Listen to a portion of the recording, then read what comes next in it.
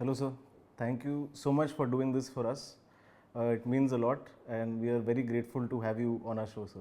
And I also thank you because by temperament, I am a very receding person. I am not very publicity minded. I try to avoid. I am a shy person. I also thank you. But thank you for doing this for us. So my first question to you would be that what inspired you to pursue law? See, in those days, you don't think too much about our prospects going up, etc. Nobody guides. But my father was one of the leading lawyers of the bar, lawyers of the Madras bar. So I thought, why not I also become a lawyer? That was all. I took law. And was there anything else ever in your mind? Did you want to? Was there any other profession which you aspired to be in your mind, or was there I have only? no particular aspiration. So, just I must have a career. I must carry on in life comfortably. That was all my perception at that time.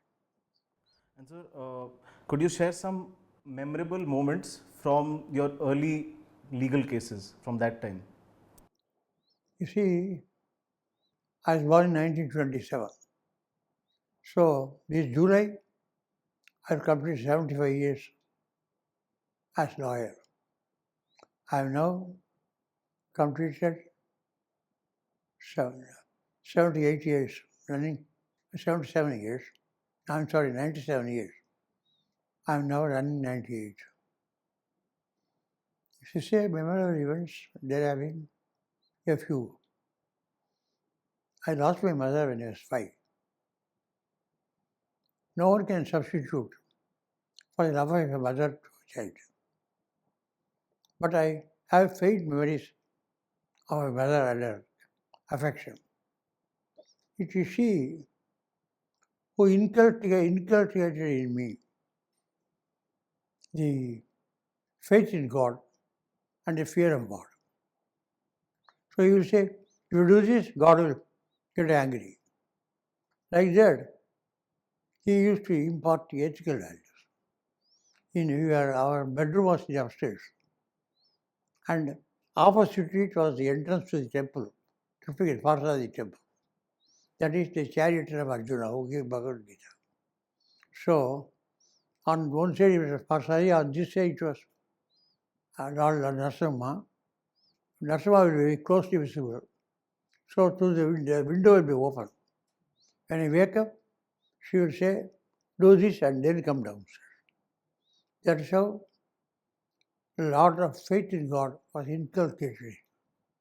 This I clearly remember. Otherwise, my memory of my wife, of my mother, is very faint. And so, what is your conception of God? Like, what? How do you define God for yourself? That's a very difficult question.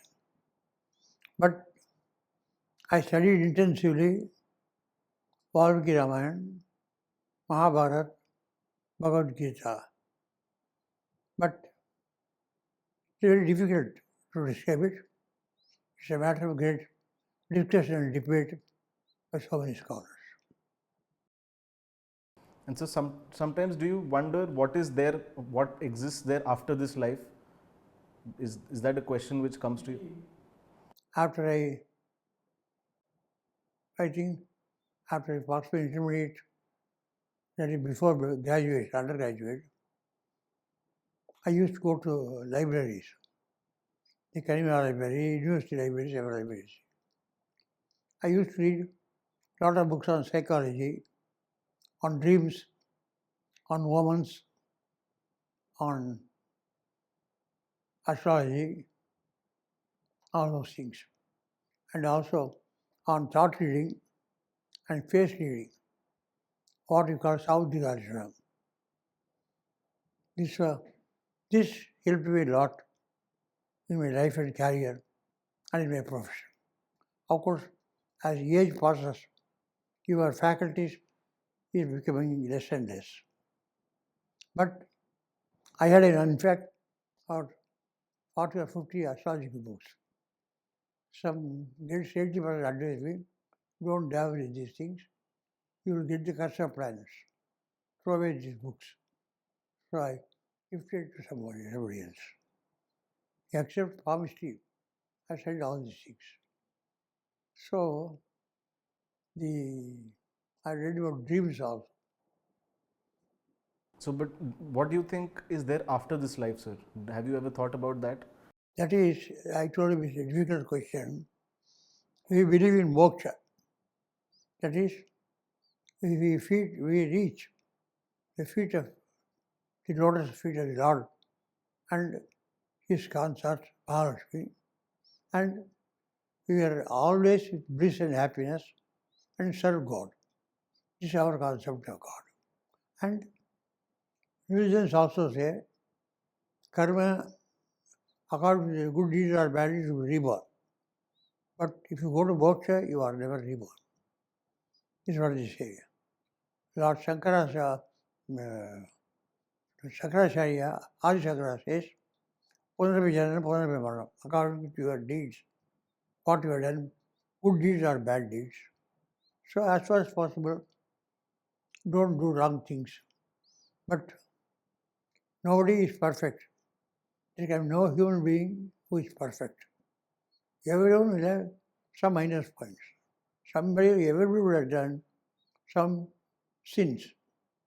So ultimately, we surrender to God and ask you to forgive us. Because we are human. And Nakachin Naparadhyate is what Sita herself says. Is there anyone in God's creation who is not an aparadi? And Shakespeare says, use every person as a desert. Who shall escape a whipping? So, we must try to live a life with the ethical values. My father was a very saintly person and a leading lawyer. But if he had certain amount put in the bank, then he would not even take cases for a few months because he was a great scholar, Sanskrit, Tamil, Latin. He can fluently speak in Latin, write in Latin, and he knew the entire Roman law of Mail, the book, reading book of Roman law. So I learned a little of Sanskrit because of the atmosphere. After all, a person's life is shaped by the atmosphere under which he lives. But I also learned simplicity and live an ordinary middle class life. So, what would be one quality of your father as a lawyer which really influenced you? See, he was a lawyer who was thoroughly prepared. He can never be taken by surprise. And he would have read the entire brief. He won't accept cases at the last minute. Even for accepting a brief, he will ask them to read the papers. He will charge a token fee. If he is satisfied with the case with which the reasonable points to argue, he will accept. Otherwise, he will return the brief. He won't accept. And the token fee will be taken for the work he has done. But if he accepts the brief, even the token fee will be adjusted in the fees he received. And he was a principled person. In one case, after he has succeeded, the junior came to call on my father. He later became a High Court judge, Justice V. Ratnam. I am told, I was not here in the meeting, in a public meeting, that I went to the client after the appeal was allowed. He brought a lot of money, in those days, hundreds of cases bundles. He said, take it back. I received my stipulated fee.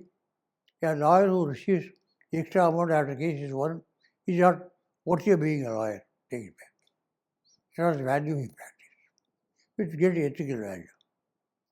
He has written a lot of books in Tamil and Sanskrit. He was a great scholar in both in religious matters and also. And once he has accepted a brief, it won't reach immediately. You have thoroughly read it. Then it will take about 6 months, 7 months, 5, 7, in those days to reach.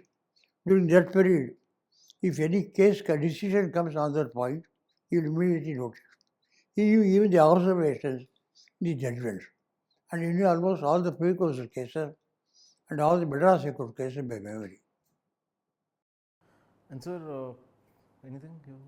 Can you share your insights into the Ram Janmabhoomi case? You see, Ram Janmabhoomi case is, in the first instance, it's a relationship of a lawyer and a case. Secondly, I'm a devotee of Lord Ram. Because I worship at the temple of Krishna, Gita Acharya, but every day morning in my puja, I read a few sargas from Alniki Ramayana. So this is three gods who I have been worshipping. So I thought, as a little Kainkariam, our service to God, I'll argue that case. And sir, at your residence in Delhi, you said around 30-40 monkeys had come. There was something like that. So can you share that? I didn't count them, Okay. but it's such a crowd of monkeys. The judgment was on a Saturday, especially Saturday. Sunday night, maybe about 7:30. A lot of monkeys were coming. This sort of coincidence, we also attribute to the hand of God. Sir, I would like to ask that how was it serving as the Attorney General of India, and if you can share any behind the bar stories. See, it was a great experience. Luckily for me, when I was standing counsel for central government in Madras, I had to meet several top lawyers appearing on the other side because I was in charge of writ petitions. Giants used to appear on the other side, and except in two or three cases, they never sent law officers to it. So I myself had to argue. I had to argue against top lawyers like M.K. Ambiyar, very well-known constitutional lawyer, Mr. Professor Agnes here, against other giants of the bar. And during that period, I learned a lot of law. I learned the Constitution. I used to know all the arguments and cases. So by the time I came to Supreme Court, I was fully equipped in law. And as Attorney General, I used to tell them, when I became Attorney General, the board was Attorney General of India. I said, change it. It's Attorney General for India. You see, a Solicitor General is a spokesman of the government. But an Attorney General is a mere spokesman of the government. He is for India, and therefore he must frankly tell the court, this is the position in India. Of course, we argue for one side, but we must also present the case with absolute fairness. Therefore, to be Attorney General is a slightly different role than a mere mouthpiece. I can give one example of an Attorney General like that, so that I make my point. The Kamakshi Sahiba's case in those days, it's a very early case, 7 Muslim appeals.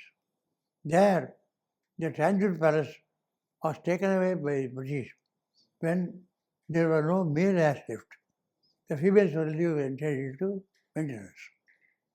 She filed a suit, and it was in the Madras, the court has held that there can be no act of state against a citizen. She is a citizen, therefore they would not taken the property. It went to Supreme Court, they reversed it. She lost. Sir Richard Bethera was the Attorney General then. He said, I won't appear for the Secretary of State because I had advised her when he filed the plaint. And I find your case is unjust, our case is justice. Now I won't fight against her, against justice. So he said, I won't appear. Normally, if you had advised a party and later became an officer, you won't appear for either side. But he insisted that you would appeal for her, not because of fees, but as a principle.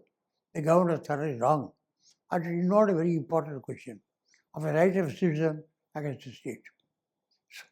So normally they don't permit an attorney general to appear against them. There is a special case permitted it, and under a special arrangement, Mr. Keynes, who was then the Solicitor General, appeared for the Crown. So that is the standard which the Attorney General should set.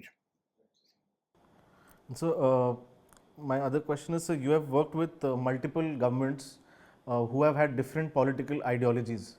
So, in such situations, how do you maintain neutrality? You see, I am not concerned with the policy. I am concerned with the legality of the policy, whether it is in accordance with the Constitution and the laws made by the state and the center. Once the legality is established, we argue the matter before court. But if it is one which is contrary to the Constitution, then we advise them, please don't do it. You see, you can't say, I won't appear. You have to appear. So it's not that in all constitutions government succeeds. But therefore you have to appear in all the cases, most of the cases. But you present the law very fairly to court. So, during a case, was there ever a moment where a judge's remark changed your perspective?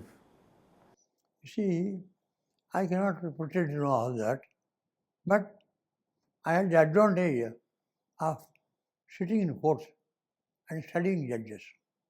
My father used to say, you must study the judges and then argue the case. Number one, please bear in mind that you know everything. But always argue bearing in mind the judge sitting there knows more than you. And be careful. Number one. Secondly, whenever judges discuss with themselves, sometimes I may hear, you can hear, sometimes you don't hear. But the time at which I was arguing law point, when they are discussing, I will be able to reasonably guess what they are discussing. So when I continue arguments, after about 15 or 20 minutes, I will be so shaping my argument that it will be an attempt to answer the doubt which they were having. That way, you must also always follow the judge. And I never allow viewers to interrupt when the judges are talking with them. I was looking at them. I can tell you one instance. I have great respect for Chief Justice Chandrachud's father, not the present Chief Justice Chandrachud. When one day he took his paper and was discussing with the colleague. After 20 minutes, I was arguing, which synchronized with a discussion which they made. That was accidental. He called me, Mr. Attorney, I very often find when you discuss something, later in your arguments you cover this. Today I didn't want to know it. I was covering my face. How do you guess which you are discussing? I said, Lord, I wish I had that ability. It's just a coincidence. But I always, my father advised me, and I always respected the court. She never do anything disrespectful. I thought once or twice I lost my temper, which I regretted later. But by and large, he said, never get annoyed, maintain your cool, and treat court with utmost respect. Because if we lawyers don't treat the court well, how will the others do it? The Gita says, if big people or VIPs do wrong things, others will also do it. Saying he did that, therefore, never do something which is wrong. Bar has a duty to protect the image of the court and maintain the supremacy of law. That is very important. And so my next question to you is that what has been the most challenging counter argument you've ever faced in the court? You see, one can't say it because you appear in so many cases. This is as Attorney General and as Solicitor General, I argued several counsel cases. God's grace. When a solicitor, my predecessor, Aldan, was a brilliant lawyer. He found This was satisfactory, argue constitutional cases. So most of the cases he will also have me along with him. He will argue some aspects and some questions he will leave it to me. And still we will argue the other aspects. Sometimes he will never take a case, he will send the entire case to me. So both as Solicitor General and as Secretary General, I had appeared at most all the constitutional cases. Whenever there is a constitutional bench, I never go to any other court, only constitutional court. And in those days, a constitutional bench, you will see from 1960 to 70, they have decided, 5 judges have decided, ordinary criminal appeals and civil appeals. That is because there will never be the absence of a constitutional bench in court. All the 5 days, one bench will be sitting. Now that practice has been given up, they are giving more importance for SLPs, final disposal of SLPs, and even final hearing, regular hearing, one items, 101, 102. Reach our road range, even they reach their parted. But constitutional cases, there is a bench, not the same judge, it will be rotating, and there are other benches for doing other matters. So I had an opportunity to argue. But when you have done a lot of research and done your best, there is a feeling of satisfaction. I can tell you one instance. We have in the constitutional law, when testing the validity of a law made by Parliament or by state, the question is the violation of the Act will come in. Is it valid or invalid? The courts apply pitch and substance. For instance, if an agriculture borrows money, the interest will be scaled down. But suppose he has borrowed a negotiable instrument, then is it a law related to a negotiable instrument or is it law related to agriculture? That the court applies the doctrine of pitch and substance. About 38 years after the Constitution, I raised a point for the first time that apart from the test of pitch and substance, is the doctrine of aspect. Take for instance house property. If I am in occupation, still the municipalities have power and some of them have levied tax, but that will be based on the annual letting value. The same house, supposing I am dealer in houses, sale and purchase, it's not taxed in as income from a house property, but as business income. Supposing I lease a house property, I mean not house property, but a cinema theatre, both the building and all the equipments together, it will be a composite lease and not a lease of house property. It will be business from other sources. But if we lease two separate leases, one for the house, the other for the equipment, then it will be building lease. So the same house or building becomes liable to different sections because though it's all about the same building, the aspects are different. This point I got by two sentences in commentary on the Canadian Constitution. Lefroy, the author is Lefroy. So it was a new argument. Mr. Falchura appeared as he had brilliant arguments. This was but that case gave me satisfaction because to appear as a giant on a case which is not both constitution and taxation, on which he is a master. Compared to me, I was nothing. But I was able to discover a point which prevailed and succeeded. After the judgment, for some time, articles appearing, some appreciating it, some criticizing it. But now the courts have followed that judgment and have settled the law. Such thing gives a great satisfaction for a lawyer. In fact, I have spent a lot of time in my office room in the house and in my court and in library and less time for my family and children. But is it something which, how do you feel about it? You see, sometimes I feel I would have spent more time with family. But I didn't neglect the family. I used to, so long as I was in Madras for 30 years. Delhi for 40 years I practiced. In Madras, every fortnight, Friday when I returned from court, nobody should come to the office. I'll take you them to cinema or some other entertainment or beach, like that I spend time. On Saturday also I go to the office, no clients, no conference. I spend it with family. Only on Sunday morning I start the conference. I also give time for family, but I spend more time in law also. Therefore, that has been my life. But I've been very fortunate and blessed in my wife, noble wife. Of course, during my childhood, I didn't enjoy the affection of my mother, but I must honestly say my stepmother took care of our childhood and our schooling days. She provided food and shelter and took care of us.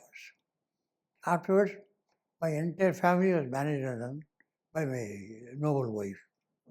So I was only concentrating on my work.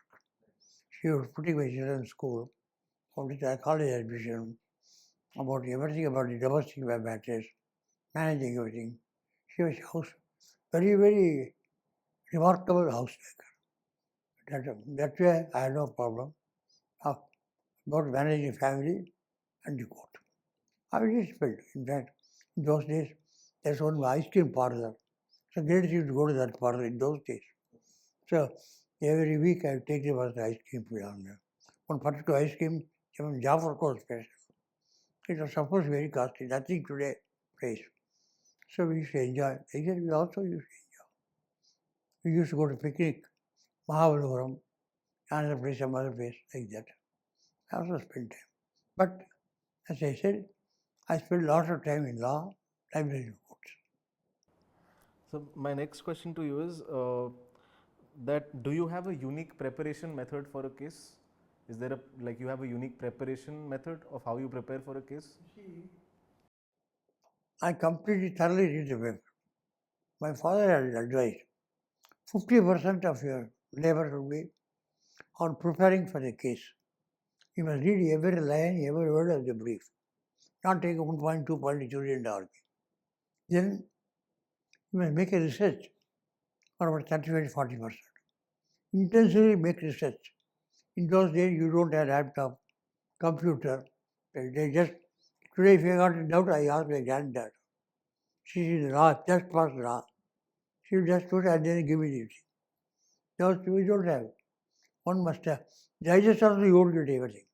We note everything in notebook as in every 40 bags, law journals come, every week they come.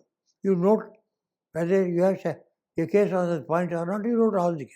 But subject what you have with an index, I kept it. This helps us. So make a lot of research. Read all the textbooks on the subject. And look the case after the date for the digest. So preparation, research, 40%, 35, 40%. Then 10% or 15%, you must become a devil's lawyer. You must say what are the points the other side may argue, or judges may put against you. What will be your answer? So that when a judge puts a question, or when they raise some new point, not argued in the lower court, you are not taken by surprise. If you are taken by surprise and you are not able to answer, then you are not a good lawyer. You used to see. Sometimes such a situation crop up. Luckily for me, by the grace of God, the lunch will intervene. I'll get 45 minutes in Madras in those days, 1 hour in Supreme Court. At that time, I'll just have a cup of coffee, go to the library, work, think over the matter, and get the answer. And answer the court after the lunch. Therefore, a lawyer must be able to think on his legs. And he must go so well prepared, he should not be taken by surprise. And so, in your decades of experience, is there any legal case you remember where you think justice was not served? You see, it should be like that because, for instance, Supreme Court, there's an article 140 which says, the court may do complete justice to the parties.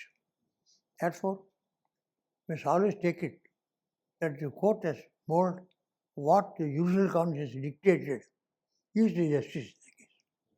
And you should not rightly say it is the court did injustice. Because you must cultivate the habit of respecting the court. Of course, there are some wrong judgments, I don't say no. That you can criticize. For instance, the AD in Jabalpur, emergency, they said the right to life is in Article 21. You see, 21 guarantees and protects the right. The right to life is an inherent right. Whenever somebody is born, he has got a right to life, right to live. So I am saying right to life in all, not in all the aspects. Because today Supreme Court has developed the law, it has lot of facets. I am not on that. But right to life itself, it's an inherent life. Nobody can kill somebody. Therefore, what Article 21 said was, no one shall be deprived of his right to life and liberty except by authority of law. You can't deprive that right. It's all what it says. Supreme Court held that right to life is in 21 and said it's suspended.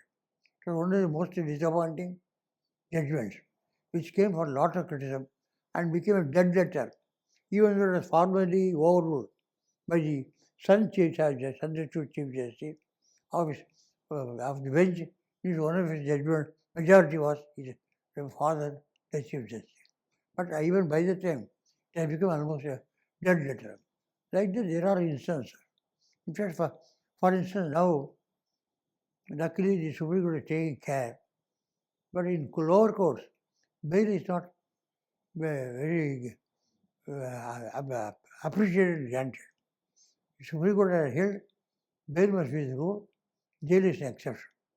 In the bail application, apart from serious offences, the court only considers not the prima facie case, but will he jump the bail, that he will not be, will he run away and not liable to appear before court. Number two, whether he will tamper with the evidence. Number three, during pendency of the case, will he commit offences. This was the test. And in those days, as far as Madras High Court was concerned, they would never give any reasons for grant artificial bail. They hear the arguments, only 4 lines. Bail granted to satisfaction of so and so court, to furnish security for so much and bond for so much, and 2 sureties of the same amount. This was all the order they would pass. But Supreme Court said you must give some reasons. Now they give reasons as if it's an injunction application in a civil suit. That should never be. Because that will have an impact, however you may say. The trial court should not be influenced by what you have said. That is unconsciously operating in the mind. So, even in the colonial days, the cases they were decided in favor of the government when colonial interest was decided, even in criminal cases. But in bail and in other cases, they were very liberal in granting bail. I can give some instances also, not necessary. Right to life was respected. Now, the Supreme Court in recent times, you see, they have started correcting the trial courts. And it's also not appropriate to say in a bail application, go through the ladder, trial court, then district court, then high court, then come here. But they must, as far as possible, take care of the area of right to life. When they say right to life is 21, I'm not meaning other aspects of life, for instance, property estoppel, or legitimate expectation, or proportionality. I don't mean all those things. But actual right to life must be respected by the court. And they must not allow a person to suffer incarceration unnecessarily. But I want to follow the Supreme Court. They have been very careful. You know, the instances where they have sat the whole of night. The only instance, where he was to be hanged the next day or so. They sat the whole night and delivered the order. Therefore, judges may sleep, but justice never sleeps. Justice should always be available. Sir Lionel Leach, Chief Justice, whenever somebody says, you ought to have it after lunch, he will get very angry. He will say, court does not take lunch. Only the judges and lawyers take lunch. In his court, we have to mention, please have the case after midday adjournment. That midday adjournment means you will take for leave. for lunch. This was the tradition of the court. Therefore, justice at all costs. That is what the Supreme Court, the motto before the emblem says, Dharma Tato Jaya. The doctrine is, what there is Dharma, there is the victory. This is from Mahabharata. Duryodhana's mother goes and asks for blessing, Gandhari. She says, she does not say, may you win. She says, Yato Dharma Tato Jaya. A villain's mother says, Yato Dharma Tato Jaya. It is not a religious thing, because I am quoting Mahabharata.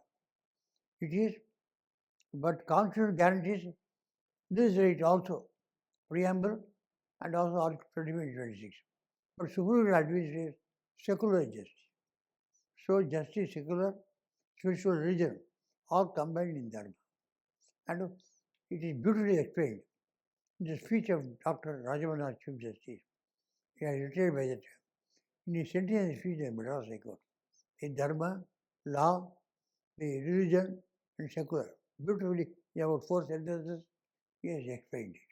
The courts are doing only secular justice, social justice, according to Constitution. But religion is not anti-secular Constitution. That is individual faith and worship. That is also there. This is how we must appreciate the motto Supreme Court has said. Therefore, whichever, by and large, you must take it, they are doing justice. There may be aberrations like any case. But that which he did injustice will die on his own. Law which does not be not accepted by society will fade away sooner or later. It must be acceptable to society. And after all, they must appoint seasoned lawyers and as judges. They are very careful in appointing judges. In fact, there are, in so far as Supreme Court judge appointment is concerned, there are 3 categories which are the source for appointment. One is who have been a judge of 1 or more high courts for a period of 5 years. There have been instances like, one instance I know, where a judge had not completed 5 years. He was a junior judge, still appointed because he had put more than 10 years as a body, had practiced for nearly 25, 30 years. That is one source. So he has been a judge of High Court or 1 or more High Courts for 5 years. The second is a lawyer with a standing of 10 years.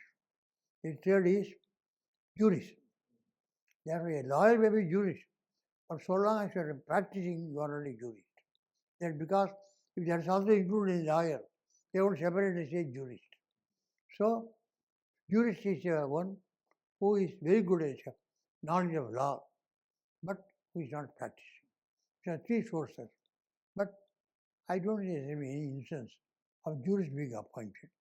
They are appointed mostly only from the judges. Now, in those days, there have been instances of being appointed from the bar. Justice Sikri, Justice Kuldeep Singh, one Justice Roy from Calcutta who died in a few months. In harness he died. Justice Hegde, recently also, it was Rohinton, Parihariman's son, Rohinton. Then this Chief Justice retired, Lalit, Chief Justice Lalit, they were all from the bar. Now, Narasimha and Vishwanath. But they only prefer mostly only persons who have been judges. In arranging seniority, if they are shown on the same date, they make the person who comes from a judgeship as senior and one from the bar as junior. That is developing. You have seen a lot of chief justices come and go. So, in your span, have any judicial decisions surprised you? I won't say it. Because there can be differences of opinion. In the very case, he might have differed from somebody else. But that is a view which can be taken. 2 views are possible. You see, in every situation, we argue on the same facts, on the same records, on the same law. But we argue to exactly opposite views. How is it we are doing it? That's what you should say, I'm surprised. Such a question arose in one case when a judge asked me. I always give anecdotes to answer the question. I gave an anecdote, then they all enjoyed it. If I can tell the anecdote very briefly, somebody had gone to Kashi from south, from Chennai. In those days, you had to go by walk or cart. No planes, no trains, no cars. For 10 months or 1 year, he didn't return. His lady became perturbed. People were gossiping. Her husband must have died. So one day she was drawing water from the well. At that time, when she had filled the vessel with water drawing, the rope got cut and it fell into the well. She went to an astrologer. He said, your husband is dead. She went to a second astrologer. He said, talking nonsense. Because you said, is my husband alive? You said he is dead. He didn't understand the question. He is alive, he will come back.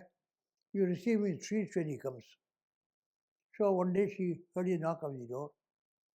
She found her husband. She told him both versions. He said, we'll go and ask him.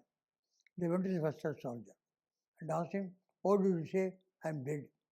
He said, her question was, is my husband dead? At that time, the rope got cut her Mangalsutra. You know, in South, they wear Mangalsutra. Cut Mangalsutra. Very logical. On the same fact, same circumstance. They went to second astrologer. Why did he say that I am alive? He gives this answer. He says, two ways are possible. I must always give hope. One should have pessimistic. One should have a negative. Supposing I also say you are dead, you may commit suicide. To save your life, life to life, is precious. So I must find an argument. I found an argument. And that argument is, the real meaning is not, when she asked a question, is he alive or dead? Is she happy he is alive but never returns? She will be happy if he returns with life, not if he does not return. Therefore, the question is, as a separated husband wife will rejoin out. At that time, the separated water rejoined the well water. So this water is rejoined again. So the husband will rejoin the wife. This was my interpretation. That's all the logic. Therefore, like that, in many situations, I used to give anecdotes, but not bluffing.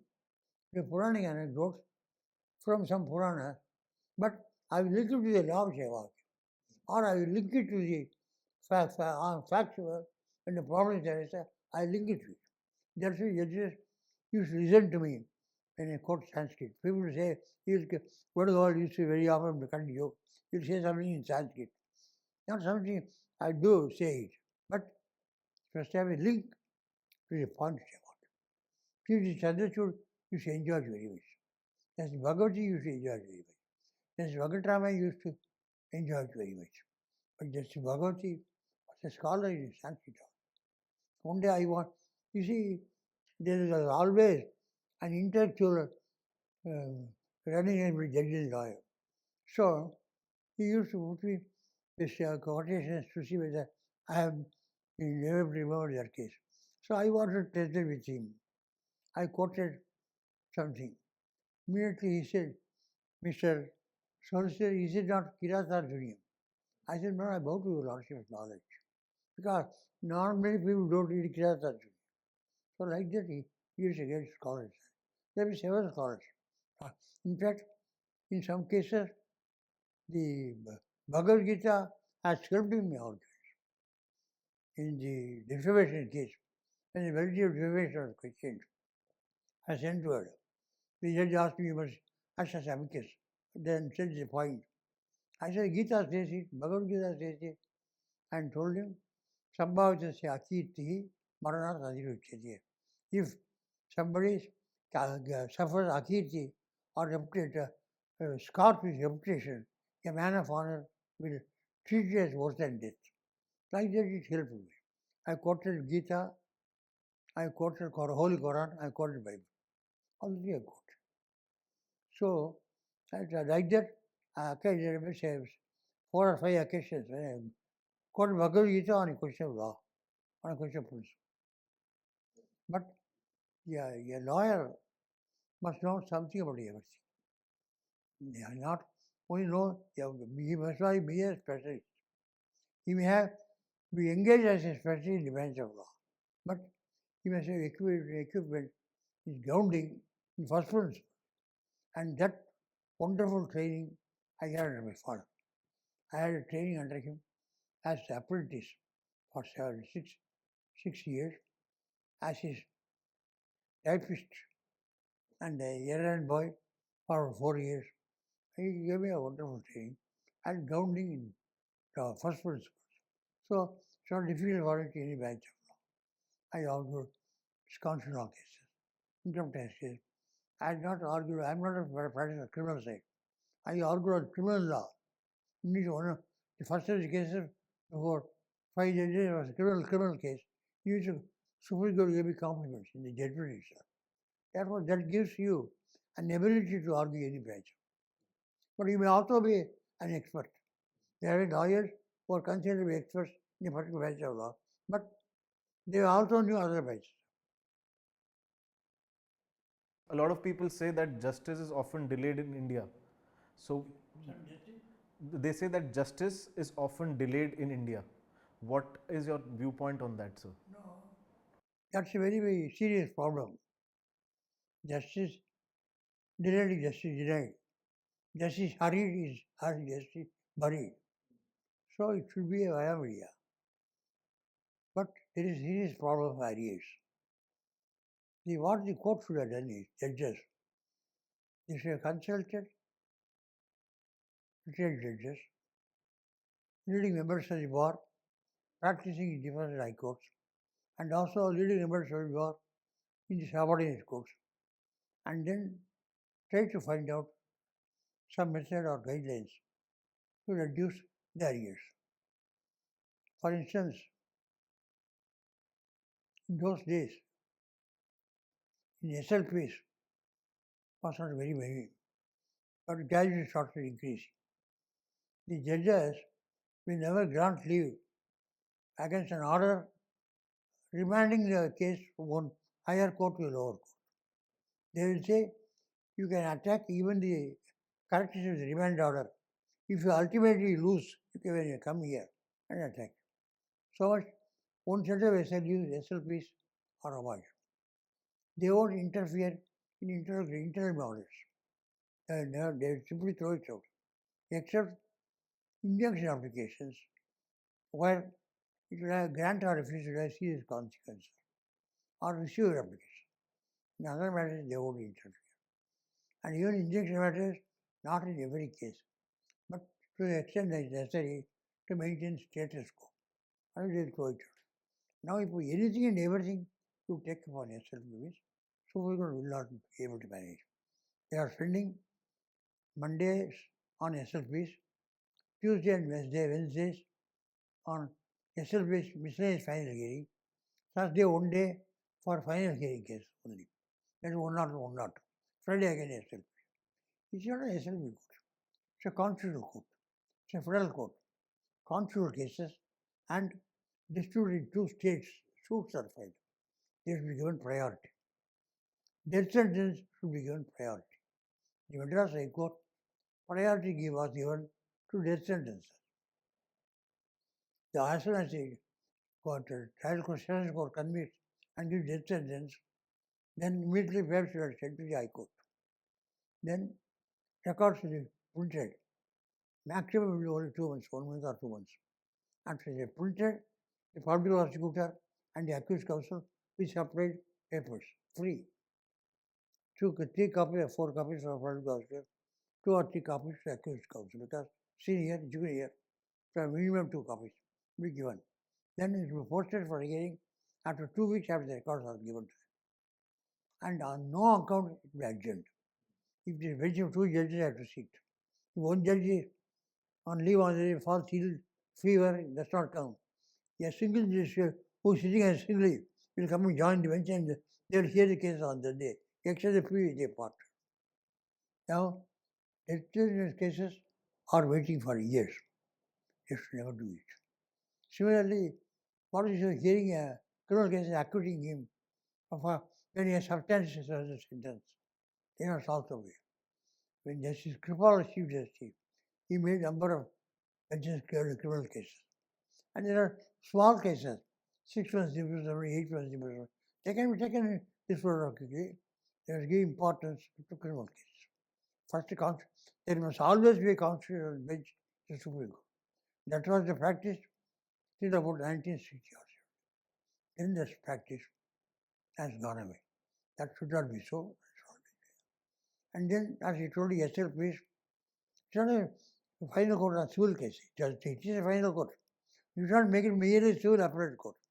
It's also constitutional court and a federal court. Constitutional cases are pending for 10 years, 12 years, 14 years. I argued a case, I think it was now at least 10 years. It has not been again posted for hearing. Should not be delayed. These are some of the things they can apply their mind and see how to reduce the pendency. And then in those days, in every case, printing was there. Now printing is expensive, that's a good thing. You can do it quickly. Except cases where it will go up on appeal to Privy Council. Printing will be ordinary. Cases which will go to Privy Council, that is, in those days it was about 10,000 and reversing in judgments. So automatically go to an appeal to Privy Council. They will be printed in the Privy Council form. So, number of copies will be printed. So when the matter goes to Privy Council, the papers can be sent immediately. So, and after filing the printed papers in the Supreme Court, after the records are ready, you must file a statement of the case. You got dates and events, facts, the issues, the questions answered by the High Court, how it is erroneous, and the authority on the points. All these things will be in the statement of the case. Judges will come after reading statement of the case, and the hearing will be for lesser time. Now that you scuttle oral arguments. In fact, there is no substitute. Oral arguments is no substitute for oral arguments. And this virtual hearing is not as effective as when you do it real arguments in court. So first you must see arguments in court, oral, then virtual, then written arguments. The Privy Council, they will not read the brief in advance. They will only read the statement of the case. Justice Subbarao in the Madras High Court will never read the case and come to court. He will say, we will come with impressions or conclude remains. But he said, once he went to Supreme Court, he found judges read the SLPs. So he also started reading the SLPs coming to court. But in final hearings, he will never read the case and then come to court. They will read only the statement of the case, so that they know what the facts are, what are the questions are. So that when they argue, the time taken further will be less. Because there's opening of the case by the appellant, then reply by the respondent, then rejoinder by the appellant. Now all that method was disabled. And in batch cases, simultaneously 5 or 6 lawyers start talking. In those days, when one lawyer is on his legs, another lawyer cannot stand and talk. They will say, he is in possession of the court. How do you butt in? They will say. If you state something which requires a correction at just stage, because the entire case will go on a wrong track, then you can stand up. You should not talk. The moment you also stand up, the judge will then ask. Then with his permission, to tell this fact is wrong. If it is wrong, they will ask him to speak for 10 or 15 minutes, then ask him to correct it. If it is not wrong, he will let it down. Like that, there is a method. They can also organize the arguments. You can't give very restricted time, but you should give longer time.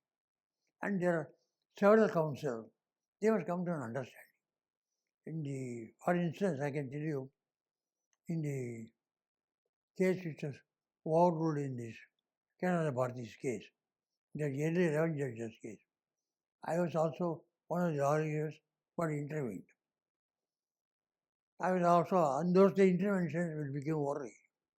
I argued for about 40 minutes or 1 hour. In that case, Justice Subbarao was presiding. He said, I would like to have some team who can argue the doctrine of prospective overrule. Akasan took the lead. He said, I will work it up. And he took 4, 5 or 6 juniors to work around. I was one of those who assisted him. I won't say I made a great contribution. We go to American cases, and I assisted him, and he argued the point. And the seniors will meet, and they will organize, you will argue this aspect. I will argue this aspect. You will argue this aspect. So that there is no unnecessary repetition. And even if they have not so organized, they must all be present in court. When some lawyer has argued, he must not repeat that argument. If on the same aspect, some other, on the same point, some other aspect is omitted, that you can. Now what we do, we argue our turn and run away from the court. Again we come when our turn comes for rejoinder. In those days, lawyers never used to leave. Judges are also would not like it. I had engaged in a very heavy case, heavy Shastri. Justice Subbarao, no passover, no adjournment. It was a heavy case. In 1946 or 47, the printing charges in Madras came to 16,000 rupees. It was a succession to a Jamindari. When the case reached Vishwanath, was not there. I got stuck. But I thoroughly read the case. I had argued for about 15 or 20 minutes. I had opened the case. Mr. Sastry came. As Subbarao said, Mr. Sastry, we never pass over our judgment, but in this case, I make an exception. I will hear you. We used to be, junior must be very thorough. You don't simply go and sit at the senior and come back. If the senior is not there, you must be ready. And there are some judges who followed a convention of you were being actually on legs. In a court, you judge is senior to you, not junior to you. Some judges would accommodate in any court if you are actually on your legs. So my father will never accept two cases which he can't. In accepting SLPs, I also try to accept in such a way that I could accept early cases in one court, later cases in another court. But I would also tell them, you may have another senior, so that you should never be begging for adjournment or passover if you have conflict. But if I don't reach, and senior junior argues, and some other argues, I will not take a pie even for conference. But if I also come and argue, I will show a concession which got a fees you have paid him. I give some concession. That's how I use arrangement. That's how my father taught. Never make the court wait for your passover and adjournments. You are so organized. If my father has a fortunate case, he will post it any time. He won't accept a new case. Because we should never. Therefore, lawyers, nowadays one of the things arrears is same case being adjourned 5 times, 6 times, 7 times. In those days, no adjournment. Once it is, all adjournments will be before the registrar. You sit every Thursday in the registrar's court. He will give accommodation extra. But when they are in the list in the court, they won't grant adjournments. They may accommodate for a day or two, but they won't give long adjournments. Once taken up, arguments, reply, rejoinder, all is finished. No adjournments. Now every case, in SLPs in those days, no counter and reply. When you file SLP against the judgment of a high court or any other court, when you file, you are only attacking the order, correctness. What do you want an affidavit, counter and reply? No. They either grant leave or refuse leave. That's all. They won't even issue notice in SLP. If a respondent is not on caveat, they won't even issue notice. They hear it, I dismiss it. Or if they feel there is a point, they the respondent can later come to court, file an application for revoking the leave, but only on the grounds of suppression of facts, or misleading facts, or false statements. Yes, they can apply for revoking. Otherwise, no. So this sort of adjournments or counter reply was not there. Like that, there are a lot of good practices in those days. Now they must follow these methods. No counter and reply and affidavit in SLP against judgments of courts. If they are direct interpretation or PIL, then they are all there. You can have affidavit, counter and reply, not other SLP. Secondly, the Supreme Court also should not entertain too many PILs which they don't deserve to come to court. Because Supreme Court is a Article 32 court. They guarantee remedy for the guaranteed rights or remedy itself becomes a right. So, they must only enter in litigation involving fundamental right. We have expanded Article 14, justice, fair, reasonable. I told you several instances. Therefore, at least in such cases, they can go to the High Court and come to Supreme Court. But in all other cases of 14, 21, 19, you can entertain even directly. So if they have such guidelines and rules, then they can to some extent minimize. And there are also PAS in which the court used to say it does not fall within judicially manageable standards. Now if all cases are treated as judicially manageable standards, the court must appraise well and see is it one in which I can judicially manage it. You can't be going on giving directions from time to time and keep the case pending for years and doing it. There will be cases we deserve to be did like this, but not all cases. And one judgment of the Supreme Court says a PIL is always deemed to be pending. That's why you can always file an application in your own which is filed. Later, if some new facts crop. But they must also put some guidelines for entering PIS. Because it is not a writ court like High Court. It is a writ, it is representative right only for enforcement of fundamental rights under Article 32. These are some of the things, I don't say my views are correct, but some of the things on which the judges can apply their mind and have guidelines which got how they could organize a listing of cases and reduce it. Sir, have you ever thought if you weren't a lawyer, which profession would you have been in? Which If you weren't a lawyer, which profession would you have been in? I didn't have a frame. But if given a thought. No, I won't say I will have become. Okay, okay. And do you have any favorite legal dramas or movies? Movies about yes. You see, Shola in Madras, I used to go to a lot of cinemas in my college days, after marriage also. But I did have a lot of interest in law. So I used to read books like The Judge Sums Up, a novel, beautiful book on cross examination. Then Witness was prosecution. I have seen pictures like that. There is one picture, Witness was prosecution. Charles Lofton acted as a lawyer for the prosecution. As a lawyer for the accused. Remarkable cross examination in a cinema. Then the judge said acquitted.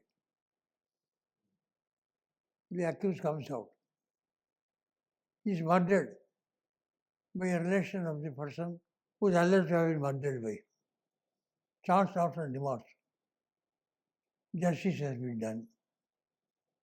So, like that, if any novel deals with trial of cases, for instance, impeachment of Lord Warren Hastings by Thomas Babington Macaulay. I have read the entire trial and the arguments of Mr. Burke for the prosecution. It's a wonderful argument. In fact, on that argument, the Warren Hastings should have been impeached.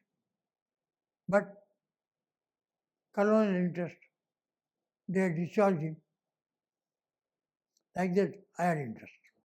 And sir, is there any funny anecdote or a moment in court which made you laugh and you remember that? In those days, there used to be a lot of subtle humor, dignified humor. For instance, in the Madras High Court, Justice Ram Prasad Rao. In the Supreme Court, Justice A.P. Sen. Chief Justice Chandrachud, in my days, not the father Chief Justice. There was subtle humor. So, very often it may even go above the head of some people. So, but there will be. But nowadays, I find no humor, absolutely no humor. Everything is serious. Right. And so, if you could have a conversation with any historic legal figure, who would it be, and what would your conversation be? You see, G.P. Singh, the editor chief of the Madras High Court, was a great judge and lawyer. I had a conversation. He was a Palkiwala. Would you share what kind of a conversation would you want, or what? If I talk, it will be mostly on their experience, on their knowledge, not of anything about me, but to learn. I realized life is a process of learning. And every day I am learning. And there is no age for learning. As I told you, I am completed 97, running 98. Every day, every minute I am learning. I don't learn merely because he's something elder or something great. From anybody, everybody I learn. And I learned more by mistakes than the right things I did. You see, my father advised, a great saint has said, Sanskrit stanza, I don't want to quote it, says, in others, you see only their minus points. You should not. Because everybody has got plus points and minus points. You must see only the plus points of others, not their minus points. Because nobody is perfect. If you are perfect, you become divine. So if you leave some defect, you are human. So don't see his minus points. See his plus points. If you don't have, emulate them. In you, don't see your plus points. You see your minus points. So that you can try to eliminate. That's what I tell my juniors, tell me minus points. Don't tell me any plus points. Right, sir. And so, outside of law, what are your hobbies and passions, if you can share with us? You see, I listen to Carnatic music. I hear lectures on religion. TV, they come on religion. I listen. And then I myself read some books. Nowadays I don't read very well, I got some eye problems. So this is my interest. And I play a lot of indoor games in those days. Now I don't, after I became busy lawyer, I have no time. Chess, I'm a good, very good player. So I succeed against, in fact, one famous manager, sub-assistant was then formally. Nobody in formally was able to beat him. I'd gone there for some vacation. They asked me to play with him. In the first game, by some fluke I succeeded. I won't say because I was a greater player than him, but chess I'll play with him. I'll play carom. I'll play a lot of folk village games, like 3 tigers and 15 sheep. So you are a tiger, the sheep will try to corner you. If you are a sheep, the tiger will kill you, one by one. So it's always difficult to play the sheep. I play that.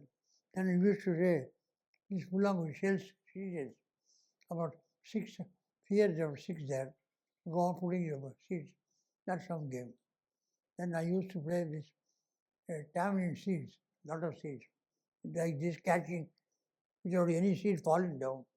Like these games I used to play. As far as outside game is concerned, I used to play in a small ground, cricket. But it is not really cricket. Some boys playing with a tennis ball. But it happened once, the President's College, that just started playing cricket between teams. So it was like a match between this science group and the arts group. In BA, I was at BA. In the arts group, they couldn't find 11 players together for making a team. In science, there were several players. They had 11 players for foot. One fellow could very ill. They wanted, so I was there as a 12th man, so I got a chance. I am neither a good batter, not a good bowler. But they had me to make it learn. So I sent 7 down also. I 7 down. Then I will only block a ball which comes. Some fast bowler bowling, which is my knowing, it hit the outer edge and runs to the boundary line. It had got 4 runs I would have scored. Like that I have scored about 15 runs, 20 runs. That is it. But though I am not a batter or a fielder, I'm batter or bowler, I am a good fielder. So from I cover a long distance by fast running, deep third man. From there up to square leg I can run, like that. Long on to almost middle I can run. That way I was a very good fielder.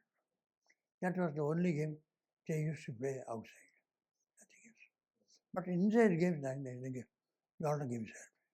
But every day, ritualistically, I will walk 1 hour minimum. Sometimes 1 hour 15 minutes, 1 hour 20 minutes. Looking back at your career, do you think you would have done anything differently? I might have been law lecturer, of course. I did apply for a part-time law lecturer when I set up separate practice. But I was not appointed. Later, I am a medalist, dual medalist. I got a gold medal in Hindu law in BA, in BL. I got a apprentice examination medal in Bar Council.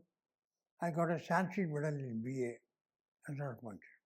In fact, they offered me a scholarship after BL to study ML. I said, no, I want to set up practice. I don't want to waste on here. I was not appointed. But some of my juniors were not even good high marks. Later, long afterwards, after 20 years, they were appointed. Anyway, that's all right. So my last question to you is, keeping in mind that the profession is now getting very commercialized, what is your message for the future generation of lawyers? You see, this is a noble profession. This is not a commerce. Money is not the criteria. It is very reasonable in charging fees. I never charge heavy fees. I take reasonable fee. Most of the cases, the juniors who engage me on the education card, they will themselves fix the fees and give. Of course, I won't say in all cases they should not. Today, in those days, such cases do not come. Today, 200 crores, 300 crores, 500 crores cases come. Corporate cases came. They can charge. But they may say available also for others. No middle class man, nobody else can engage senior Supreme Court today. One Chief Justice, sitting Chief Justice, reporting in open court to Supreme Court. Today, a senior fees is a king's ransom. It should never be. One must only accept a reasonable fee. Not all. And in those days, it was like that. I'll tell you one instance. When Settle was Secretary General, he brought the standard. Vishwanath Shastri was chairman of the Income and Investigation Commission. It was struck by the court. Suddenly he found that no work. So he didn't want to return to Madras. He started appearing in one Madras case. There, it was thought it is a bad case, he succeeded. He charged 500 or 600 rupees. Then Shastri called him, no, we have set a standard. SL fees 1040. Final hearings 1680. Any junior can go and engage any senior. If he accepts the brief, the fees is fixed. And the standard was fixed. And those were days and taxation was very heavy income tax. So they got only paltry amount in that. Not like today, 30% plus 30, everything put together will come to about 42%. So, but still, in the settlement there times, they had a right of private practice, but the government was not involved. But after it took over, even that was stopped. They gone to private cases. Why I said was, settlement had appeared for a Maharani of Jameen. On Nijibavli, his private secretary came and told him, when you are taking his breakfast, the Maharani's secretary has come to see you. He is having a plate in his hand covered by some nice cover, silk cover with beadings. Yeah, the Maharani must have sent me some sweets for Diwali. That was the Diwali day. Now send him here. He thought some sweets he has come. He just turned, take a sweet. Opened the car. He found a lot of sovereigns. Take it back. Tell your Maharani that the Attorney General for India does not accept bhaktis. That is the standard. This was narrated to me by Mr. R.K. Garg, who was his junior. That was the standard. That was. One should not ask, what are you going to do by saving 100 crores, 200 crores, 500 crores? Can you eat? Can you spend?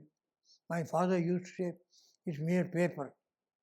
My son Mohan is very generous, very charitable, and very liberal in paying juniors. He used to tell his wife, when she says, you are wasting money, she says, don't say mere paper when it is not used. Only when it is used, that's well. I'm not saying it's because of my father or my son. That should be attitude in life. Amassing wealth is not this profession. It is a noble profession and a serving profession. But I don't say you shouldn't charge like this because the lawyer has to pay his dues as well. And actually today the tax is not high. Though it's 42, worker for more than 40%. You have to pay dues. You have to give the staff. You have to have good library. Now we have got online computer, etc. You get a good library. All English edited books are costly books. So I got a very good library. Now I got one I built in Madras and I practiced for 30 years. One I built separately in Delhi for 40 years I practiced. Any textbook which is newly comes in the market and purchase in any branch of law, not only confined to this branch or that branch. So it involves a lot of investment also, expenditure also for the lawyer. Therefore, I don't say you should charge a good fee, but it should not be a king's ransom. After all, there's a impression in the public perception that this is commercial. In those days in Madras, it was a lump fees. They would fix the fee, 500 for this whole case, 750, 1000. So they will only take that fee as a whatever number of days. Now in all the courts, it's only a day fee. They follow Supreme Court pattern. Therefore, in those days it was a lump fee and a reasonable fee. But in those days, money has a great value. So when I set up private practice, I had only 4 clients who would come to me. Fees would be 15 rupees, 25 rupees, 30 rupees, 40 rupees, like that. So, but money had value. For 1 rupee, not 1 rupee, 1 by 16 of a rupee, I can take 2 bananas in Madras. Can you imagine today? So, money had value. Today, money has lost all value. So, there is bound to be inflation in fees of lawyers. But they should only charge reasonably and should be available for access to ordinary people also. I have appeared in number of cases without fees. I can tell you one instance as Advocate General. Why a lady, a widow had sued for maintenance and the joint family property, not husband. She has been given some 40 rupees or 50 rupees per month. 50 rupees, I think. One of my juniors, who later became a judge here, then a Chief Justice in some other High Court, then a Supreme Court, was arguing the case. I was Advocate General. He came to chamber. Sir, the judge is against me. I think, I asked him what? The judge says you are sued for partition. Now you have got a right to sue for partition after the Hindu Management Property Act. How can I sue for maintenance? I finished my lunch, went to court at 2:30. The judge asked me, what makes the advocate general come in your court while I'm hearing only second appeal? I said, I come for that poor lady who had got a decree in her favor in the lower courts, 2 courts, for 40 or 50 rupees per month. Then he laughed. I told him, if she files a suit for partition, pendency, preliminary decree, appearance preliminary decree, then final decree, appearance final decree, she won't receive any mention, she will die. She dismissed the appeal, she succeeded. Like that, one should be available also in ordinary case. My father attended the court, I think it must have 95 or 96. Last case. Because he has reduced his work, he won't go. The widow and the daughter came. It's the only property we have. If you don't appear, we don't engage any lawyer. We will come and live in the pavement adjoining your house and using the toilet extra of your house. We have nothing else here. He appeared free, wrote to judges. They said, Mr. Iyengar, please sit and argue with your. He said, no. If that day had come, I would not have entered this building. I must maintain the protocol and dignity of the court. He argued for 1.5 days. The appeal has already succeeded at that age. Therefore, it must also be available for poor people. Law must be available from the richest to the poorest. You should not discriminate. And I don't say one should not earn well. One must have reasonable amount in the for his daily days, or when suddenly work falls, or trade days. But you must take all that into account and be reasonable. It is a perception of the entire public that today the profession has become very commercial. Very commercial. It's unfortunate. And so thank you so much, sir. This was a great opportunity for us, and thank you so much for doing this. I hope you had a good time. And It's a mutual, whatever you have said is mutual. It's a nice time. It is good to have, because I rarely come to media publicize. I'm at temporary, I told you this sitting. It's a great time I had. Thank you.